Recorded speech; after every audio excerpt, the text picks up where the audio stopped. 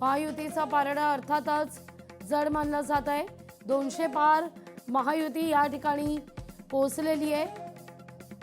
तर आपण पाहतोय हाकेंना या ठिकाणी उत्तर द्यायचं होतं लवांडेजी यांनी आरोप केल्यावर। बोला। मित्र विकास लवांडेजी यांचे हे आरोप फार जुने आहेत।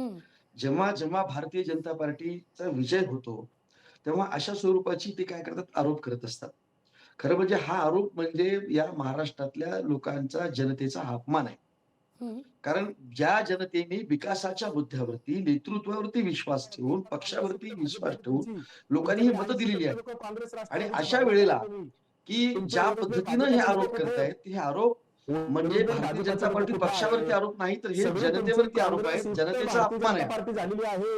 आणि ऐकूया, हे बघा, नाही माझं म्हणणं आहे की निदान तुमच्यात तेवढं तरी अवधारी असायला पाहिजे की खऱ्या अर्थानं आपण आपला पराभव होतो आहे तो स्वीकारण्याचा आरोप प्रत्यारोप सतत सुरू आहे। मी एक महत्त्वाची मग ब्रेकिंग येते।